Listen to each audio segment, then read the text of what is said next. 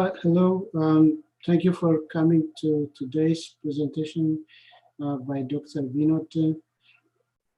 Dr. Vinod joined UAA in 2018 as an associate professor of civil engineering, specializing in transportation engineering. He has over 17 years of professional experience. He has earned his master's and doctorate degrees from University of Nevada, Las Vegas. He worked as an associate research engineer and program manager at the Transportation Research Center at University of Nevada, Las Vegas for over 6 years. He joined the Indian Institute of Technology, Kanpur, one of the top 5 engineering institutions in India, as a faculty in 2010. Dr. Vinod's research areas of interest include traffic safety and the use of technology in transportation. He has published over 70 peer-reviewed articles, including 2 book chapters, and he is a member of technical committees in TRB and WCTR. Dr. Vinod is a registered professional engineer in Alaska and Nevada. Please welcome Dr. Vinod. Thank you. Thank you, Getu. And welcome to all the listeners. Thank you for being here. So today's presentation is on applications of LiDAR on traffic engineering. So this is the presentation overview. I will start with the use of an instrument vehicle, especially on traffic engineering data. Then I will discuss the major topic, which is LiDAR and its properties and how, what type of data we get and the challenges associated with analyzing the LiDAR data. Then I will discuss some of the details, like how to extract information from LiDAR. So object detection, object tracking, and these are applicable mainly for traffic engineering studies. Now, then I'll briefly go over sample applications. They include driver behavior, pedestrian safety, and bicycle safety. Then I will discuss how what is the present status of instrument vehicle at UAA, because most of the presentation will be based on my study in my previous institution. However, we are planning to have an instrument vehicle at UAA, so I'll go over that details as we move along. Okay, so first question, what is an instrumented vehicle? Okay, and how is it used in traffic engineering? So when you look at traffic engineering, I'm sure that most of the listeners are familiar with traffic engineering, but if you are not, then basically traffic engineering deals with study of traffic. Since traffic consists of road users, they include pedestrian, motorist, bicyclist, any type of users. Understanding their behavior is extremely important, because based on, although there'll be a lot of variables, individuals vary on their behavior. However, a basic understanding how people behave is important. Without that, we cannot do any traffic engineering studies. Now, for that, as traffic engineers, we collect a lot of data. Okay, so what are the options we have? Traditionally, we use video data. And video data has a lot of advantages in the sense that you are capturing the live data and you can do a lot of analysis. Now, the last couple of decades or so, there have been a lot of traffic simulators being developed. So what is a traffic simulator? These are basically, they simulate traffic, and then they expect some users to drive under the simulator. Then it captures the behavior under various conditions. Okay, now, then comes naturalistic driving data. This is a very new kind of data collection procedure. Okay, so what are the advantages and drawbacks of video data? So video data, as you know, basically you're capturing video of the traffic. But since it's video, you need to do a lot of post-processing to extract useful information. If you're just using for monitoring purpose, you can see what it's there. But to use for any traffic engineering application, video data are not extremely useful.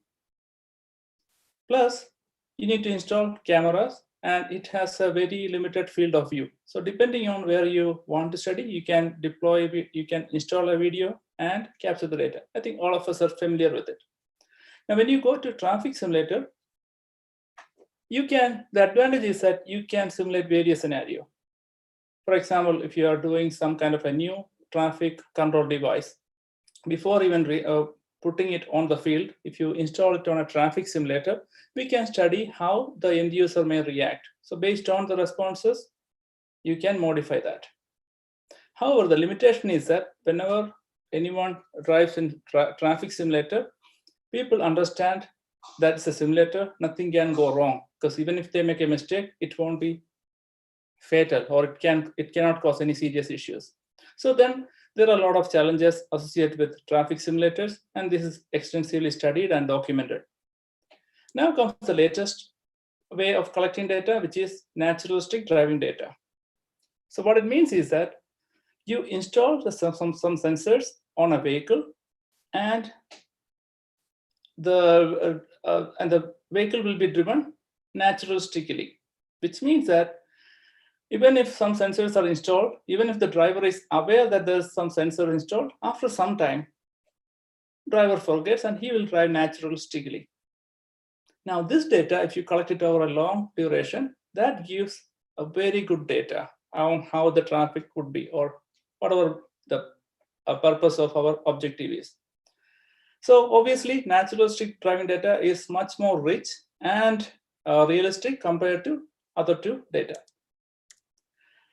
Now, how do we collect naturalistic driving data? The answer is, in order to collect naturalistic driving data, we need to instrument vehicle. Now, once we have an instrumented vehicle, we can collect and analyze traffic data, which are more realistic. Now, how do we instrument a vehicle? So if you instrument a vehicle, or the instrumented vehicle package include 3 work plans. First one, you need to develop an instrument vehicle. Develop means you are putting together the hardware together. And second stage, you need to collect and extract data from naturalistic driving studies. If you are familiar with the study conducted in Virginia, I think in the last decade, they installed instruments in 100 cars. That's called 100-car study. And they sent it out to public. Basically, they selected volunteers and installed sensors on 100 vehicles, and they collected data over several years, 3-4 years. That gave them a lot of useful information. So that's what I mean by collecting and extracting data. But for most of the application, it's impossible to collect data for years. Maybe we can collect data for a week, few days, or few hours, depending on the application. So that's the second step. Third step is analyzing the collected data. So the data that we get may not be readily usable. So we need to analyze it. You need to make it useful. So that's the 3 steps. So let's start with the first step, developing an instrumented vehicle. So basically, we need to collect data on static and dynamic objects. So what do you mean by static objects? Static objects can be the traffic signals, signs, so on and so forth. Dynamic objects means they are the pedestrians, other vehicles on the road, or any other object which is moving on the road. You need to collect geometric features like curve, or the radius of a curve, or width of a road, so on and so forth. At the same time, you also need to collect road user behavior or their actions. All this information has to be collected concurrently, because we want to study what a driver is doing or a road user is doing for the existing condition. So what are the instruments that we can use? Of course, we can use various instruments. If you look at some of the autonomous vehicles, they have a lot of sensors. But the minimum thing that we require would be a LiDAR. I'll say why LiDAR is. Then video cameras, GPS unit, OBD sensor. So these are the some of the major instruments that is required. You can add more sensors. I'm not saying these are the only instruments which are required, but these are the minimum instruments required. So if you look at LiDAR, video camera, GPS unit, and OBD sensor, they are in almost all the autonomous vehicles, except for Tesla. All other autonomous vehicles, including Google car, Toyota car, or Toyota's autonomous vehicle, Volvo, everyone uses LiDAR. Okay, this is a setup. This is as I mentioned before, this is the instrumental vehicle I set up in my previous institution, IIT Kanpur. So if you look at it, this is the setup. This is where the major sensors are, and this is a close-up picture of the same thing. This is LiDAR, and I installed 4 cameras with wide-angle lenses so that I can capture 360-degree around the vehicle. Okay. So for data collection, what we did is we selected a set of drivers with various attributes, and they were asked to drive. As I mentioned before, although they are aware that their actions are recorded, but after some time, they just drive naturally because they have to. They don't have a choice. So then data are collected while they drive naturally. The instruments collect actions of various road users, including drivers of the instrumented vehicle, pedestrians on the road, bicyclists, and drivers of other vehicle.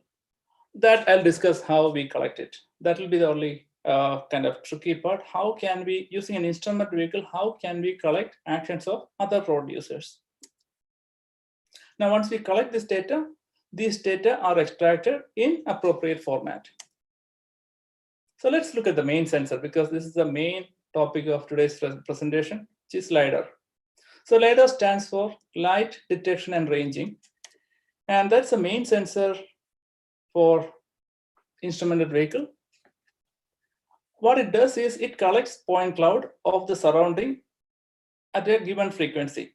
In this case, it's 20 Hertz, which means that you capture 20 observation in a second. They capture point cloud snaps at every 1/20th of a second. Now we use in this study, the study I'm presenting, we use Velodyne VLP16, which is also known as PUC. This is the picture. It has 16 channels, which means that there are 16 beams of lights. The range is 100 meters or roughly 300 feet. Accuracy is plus or minus 3 centimeters. It's very good. Field of view, vertical is 30 degrees and horizontal is 360 degrees, which means that it's capturing around the sensor, around the LiDAR.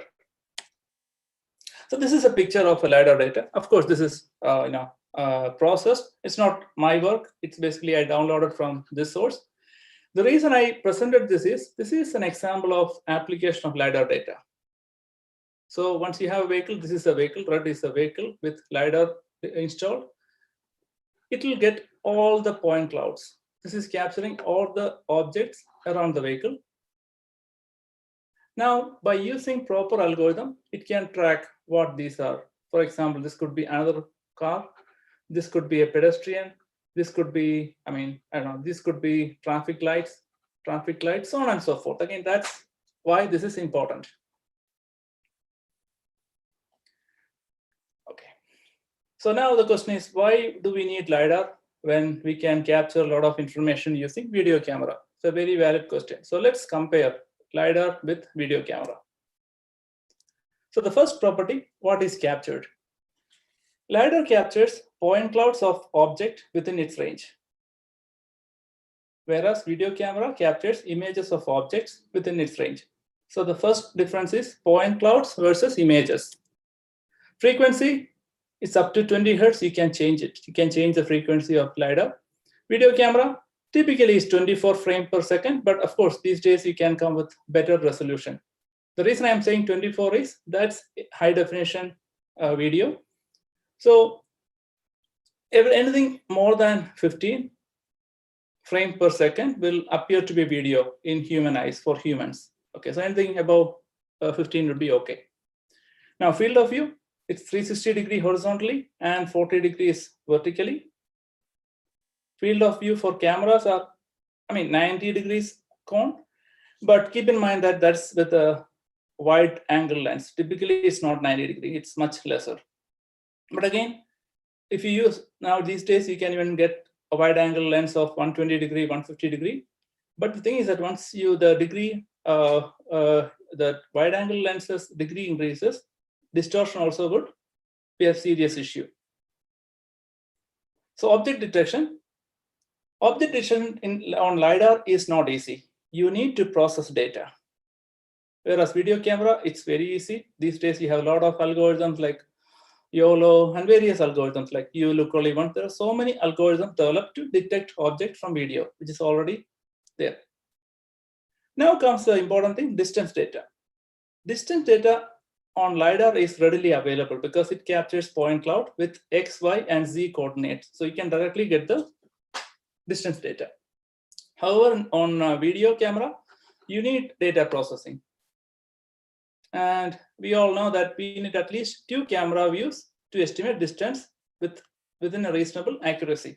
So with 1 camera, you can do it, but it won't be very accurate. Okay, so that's a major difference between LiDAR and video camera. So let's look at the details. So let's look at some of the video.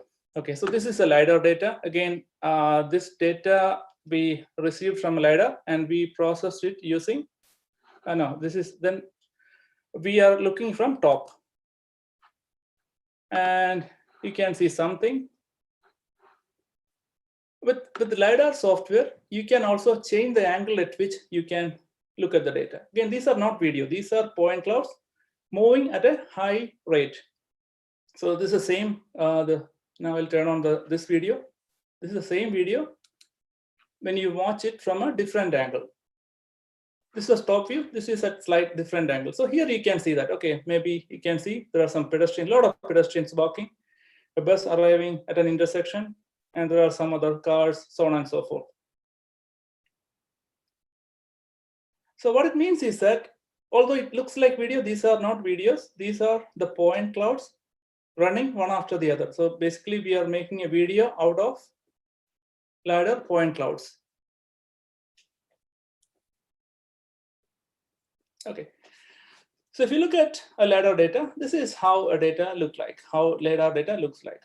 A lot of point clouds. So it doesn't give a lot of information. So which means that you need to process it. For example, in this case, these could be roadside vegetation. That could be a bus or a truck. This could be a car. There are bikes. And there can be pedestrians also, but these are not readily available.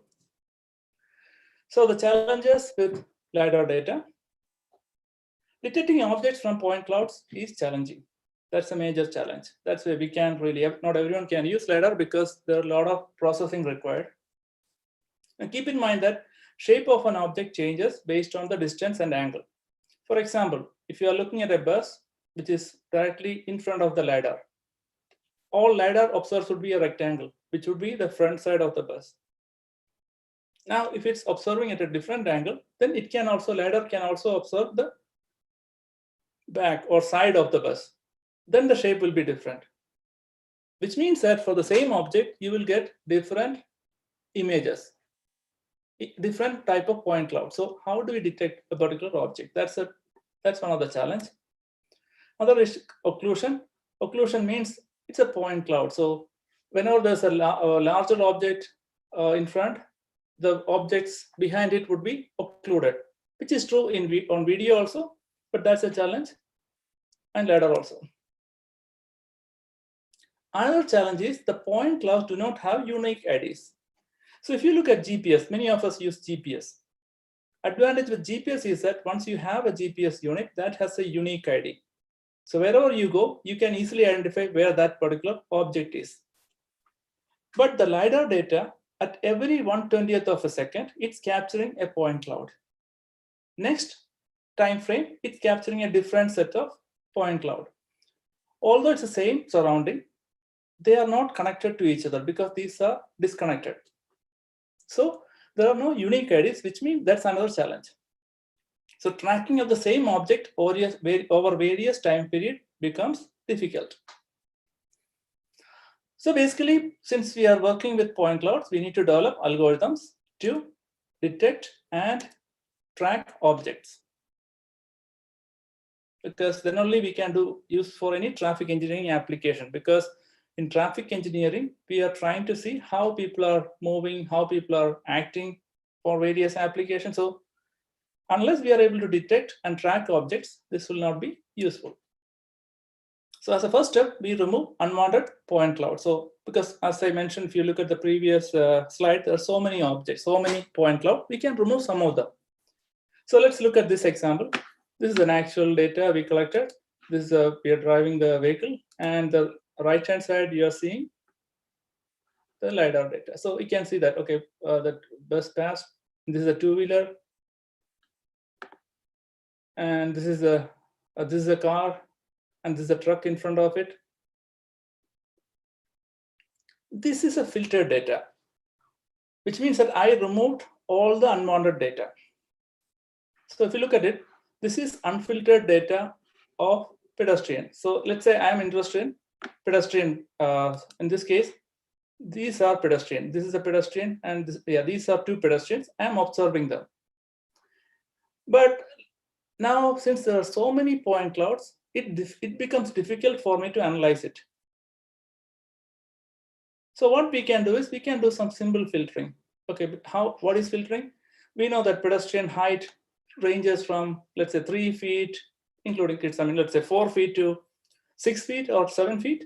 So we make that as a filter. Any point cloud within that range we can accept, and we exclude any other point cloud.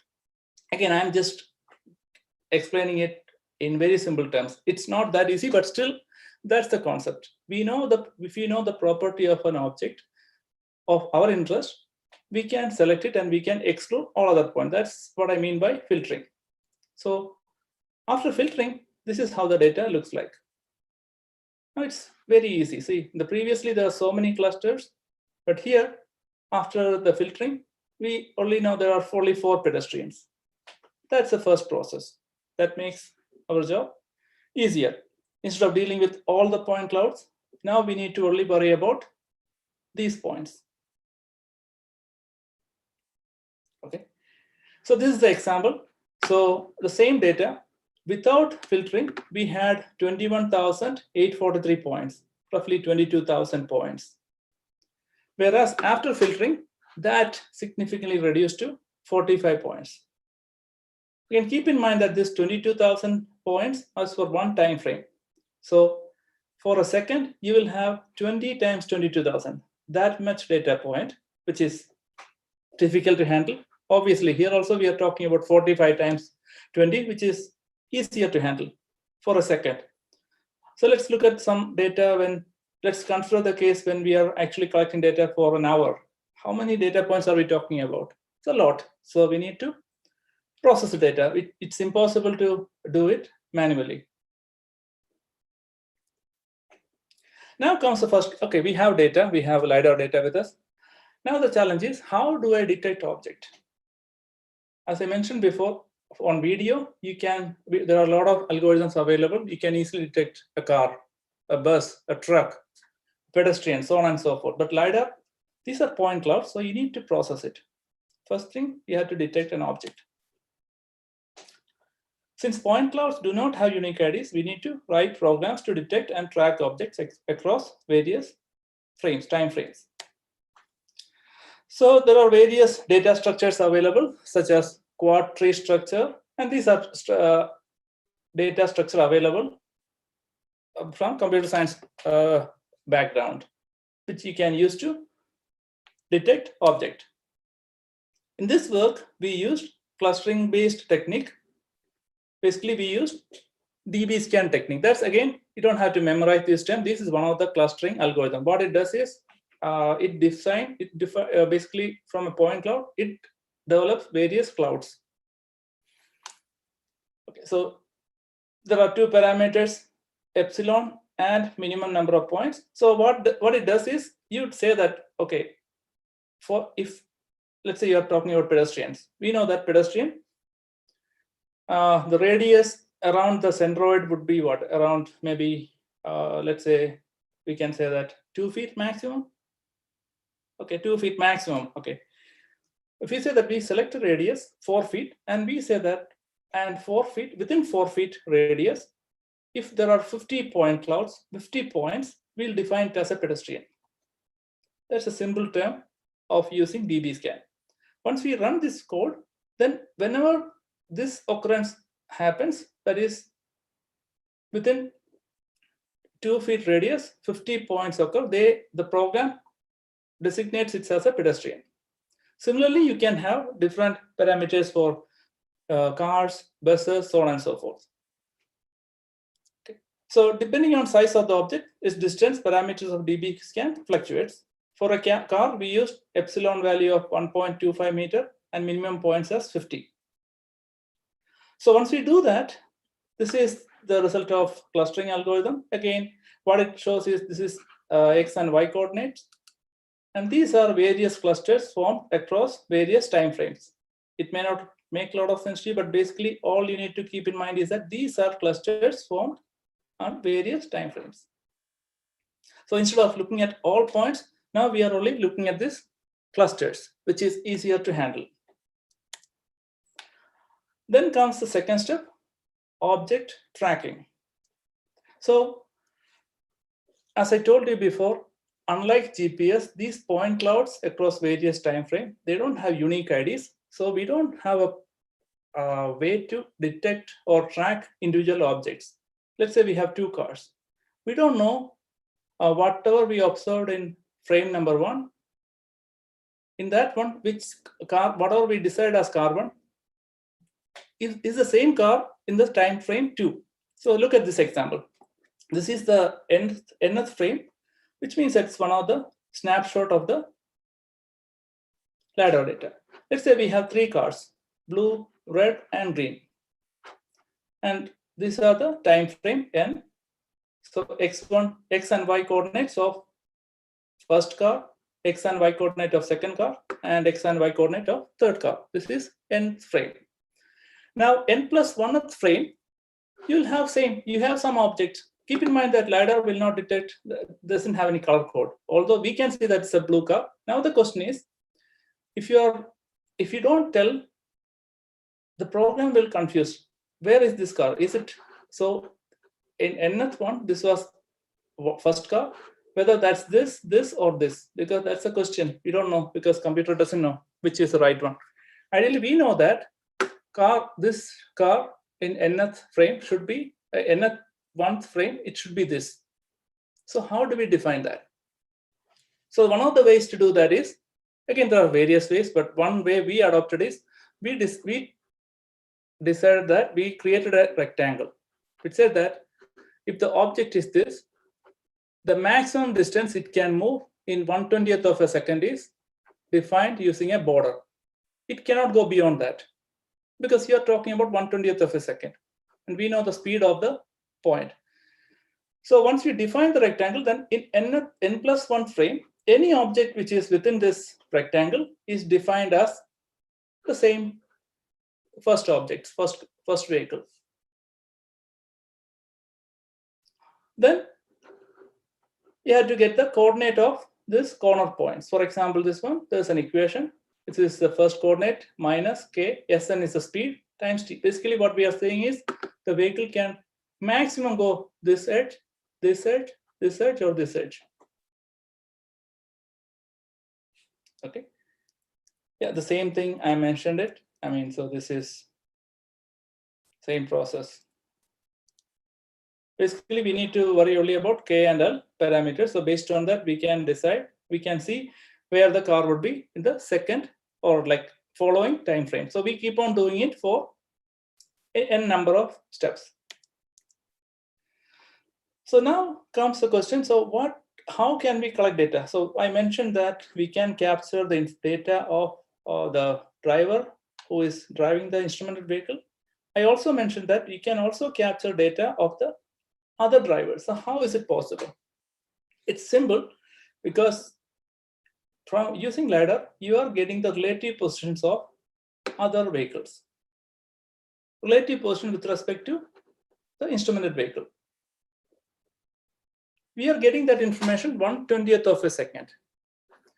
Now, change in relative position of each of this vehicle, again, change in relative position of each of the vehicle will give relative speed of these vehicles.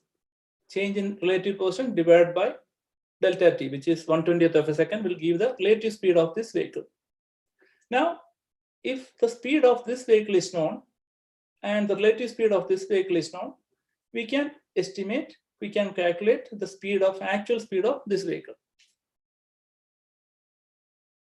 So all we need is the relative position of all these points at various time frames and the actual speed of this vehicle. Okay, so that's what we did. So then we, using this, we collected the user behavior of the driver of the instrument vehicle. So people can blame that, they can claim that this data may be biased, but behavior of other road users are unbiased because they have no idea what we are doing. So anyone, like this can be a pedestrian or this can be a static object.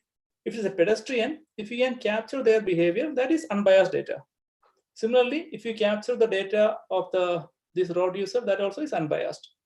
So basically, we can use LiDAR to collect a lot of useful data for traffic engineering.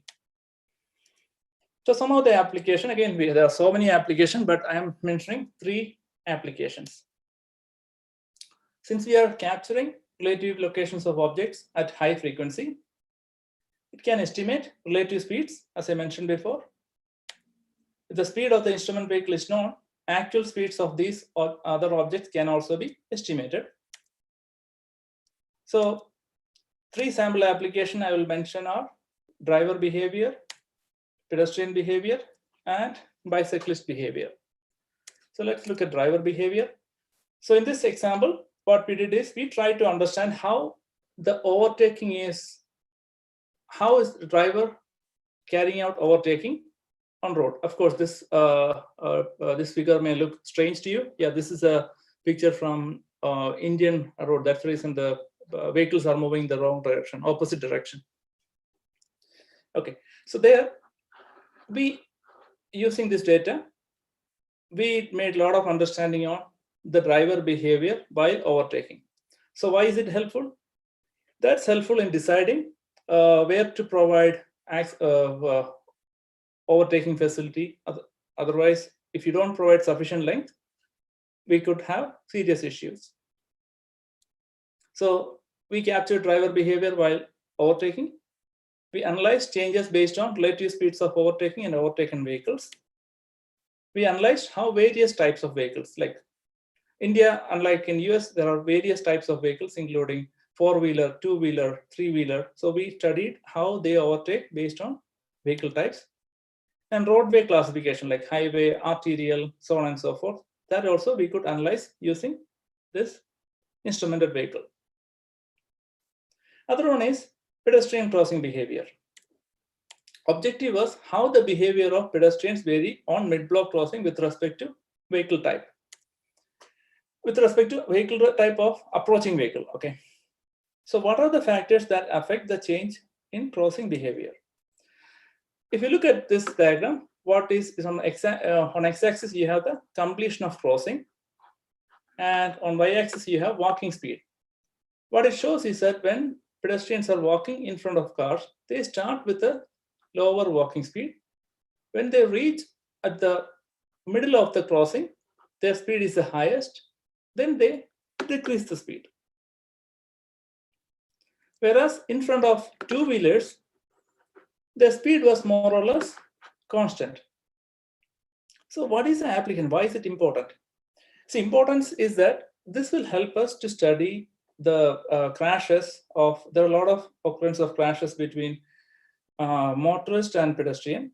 So we see that pedestrians are actually walking differently in front of cars and motorbikes. Then I'm not explaining all the application of this study. That itself would be a presentation. But the more important thing is that we can capture these information using LiDAR. If you're using video cameras, this information will not be available. In fact, all we will have would be the start time and end time.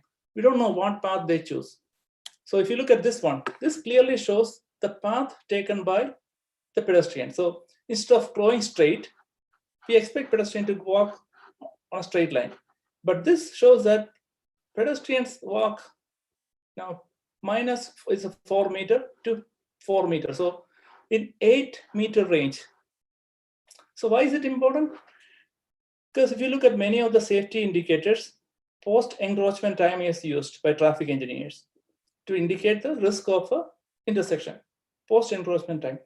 In post-encroachment time, we are expecting the pedestrian to walk on a straight line. Now, if they walk towards the vehicle, that post-encroachment time will differ based on, so if you say that a particular intersection is safer, when we control this path, you may realize that no, that's a serious issue. We can't really do that because since pedestrians are walking closer to the vehicle, the post-encroachment time need to be recalculated. Okay, and these are applications. We can come with various applications. I'm just only mentioning a couple of them. So, as I mentioned before, there are results. This shows that maximum speed is attained by a pedestrian at 51 to 57 completion when they are walking in front of a car.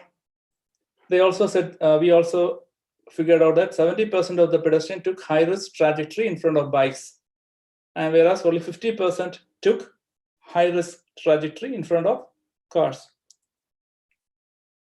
So again, there are some, I'm not going to the results, but what I'm saying is we can capture very detailed information using LiDAR data. Now comes to the third application, which is bicycle safety. So the objective of the study was to study the lateral passing gap of bicycle and motorized vehicles on Indian roads. So the guidelines in Canada, there's not many guidelines available in any other place, but Canada has one of the guidelines. They say that a minimum safe lateral gap of 1 meter is ideal, which is around 3 feet, between a vehicle and bicyclist when they pass. The question was, are they maintaining that? So the results showed that lateral gap is not influenced by speeds of passing vehicle, but they are influenced by road classification and vehicle type. Most of the times, minimum lateral gap was not maintained. Again, these are the results. There are so many other part of result, but I'm not discussing. Because with LiDAR, all we are saying is you can capture distance accurately. Therefore, these kind of studies are easier to do as long as you have a capability to analyze the data. So what are some other applications? So LiDAR has been experimented to detect pedestrians at intersection by using a standalone LiDAR. There are some studies where LiDAR is used to detect animals near highways and warn drivers. Okay, these are some examples that of LiDAR, how LiDAR has been used. Since it's capturing the distance information, any application which requires distance is benefited by this particular unit. Other applications include, as I mentioned before, LiDAR is a major component of autonomous vehicles.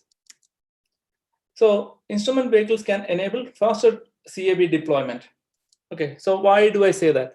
If you look at the CAV, which is connected autonomous vehicle, in ideal world, all the vehicles should be communicating with themselves as well as to the infrastructure. Now, even if you have majority of the vehicles going, new vehicles coming in as CAV enabled or CAV kind of capable, there still will be old vehicles like my car. It doesn't have CAV capability, and I don't plan to change it for next, I don't know, 5-6 years at least. Even if tomorrow Anchorage is ready with CAV deployment, all these old vehicles will not be CAV friendly. In those cases, we don't get any information of the vehicle which are not connected. Now, this LiDAR can be used to detect the position of all vehicles. Again, of course, how to do that? There are a lot of literature available and perfectly fine. We can do that. Of course, there are a lot of resources are required, but still it's possible. So that's another application. Now the status of instrument vehicle at UAA. As I mentioned, all these presentations are based on my research in my previous institution. Now, since I joined in 2018, we purchased a lot of sensors. So we currently are the final stages of developing instrumentation setup. So we have procured the sensors what we require. So we have 2 LiDARs. One previous case, the presentation showed only puck, but we've got the ultra puck with 32 channels. Range also is double the range. We also have a puck and we have an ultra puck. Then we have GPS unit, video cameras, accelerometers, and OBD sensor. I have OBD sensor also. Currently, we are setting up the frames to house these instruments on a car. It's expected to be ready by October 20. Within a month, it'll be ready. Now, in addition, we have received a grant from PACTRANS to develop programs to identify and track objects efficiently. I'm collaborating with a co-PA from computer science and engineering. As you realize, most of them requires a lot of coding. So Dr. Sean Butler would be working on this project. Then the application that, although we don't have any application in the particular proposal, but the application that we are planning to address include understanding the driver behavior under various driving conditions like snow, ice, so on and so forth, and see whether they are different or they are significantly different. Other one would be pedestrian movement and safety, again in adverse weather conditions. Bike safety, again another important topic because Anchorage, Alaska has a lot of biking activity, and we can capture a lot of useful information using this kind of instrumented setup. Also, we can study issues whenever there's anything to do with distances, we can do that. So safety issues associated with stopping side distances. Yeah. And CAV application, again, there's a question mark. Again, that depends on where we move forward. Again, this is a long-term application. Okay.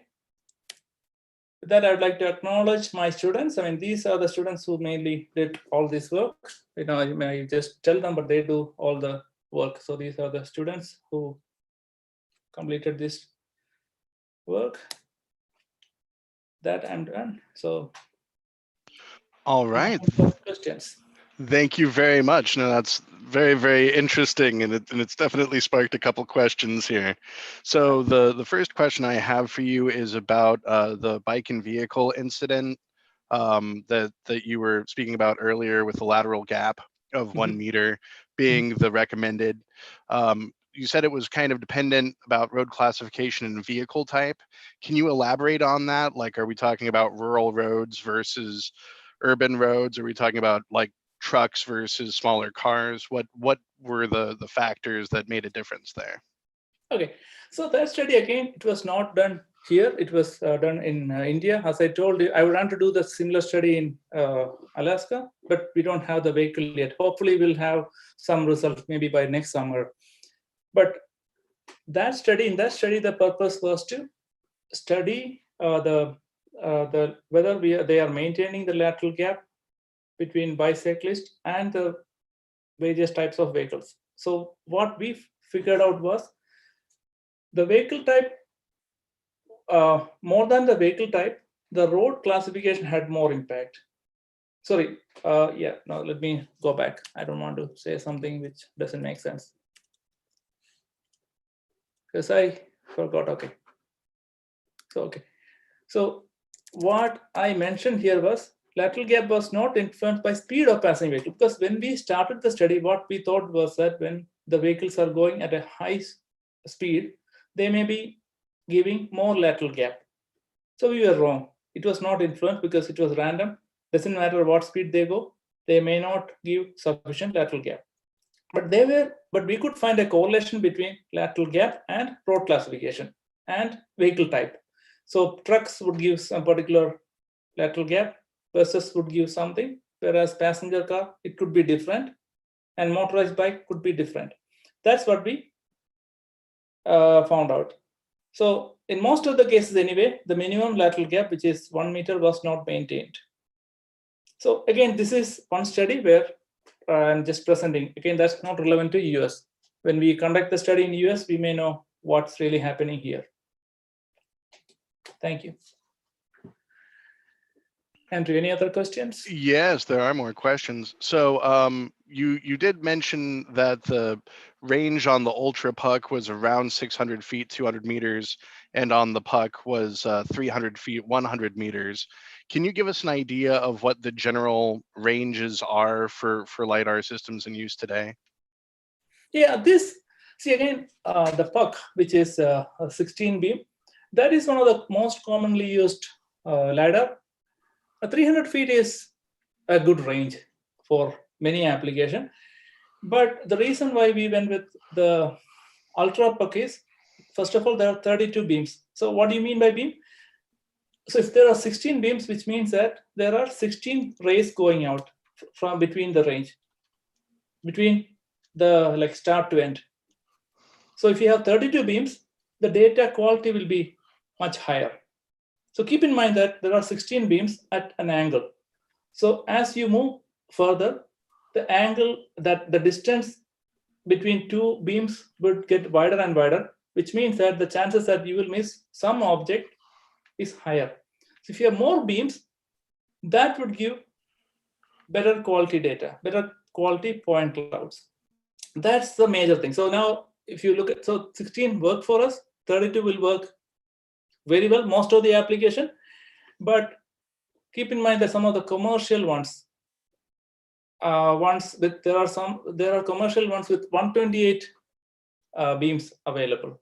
Okay, 128 channels, which is but they are costly. Even the 32 beams are around, $16,000, maybe, yeah, 12,000. Ranges. It ranges. 16,000 is a kind of an average price. So when you look at 128 beams, that'd be very costly. But for our application, I think 32 would be more than sufficient. So coming back to the range, I think 600 feet is very good, because when you look at most of the overtaking behavior, so on and so forth, anything within 600 feet is the range we are comfortable with. Of course, more range would be better, but 200 is, I think, 200 meter or 300 or 600 feet is something we will be very comfortable with. Awesome, thank you so much.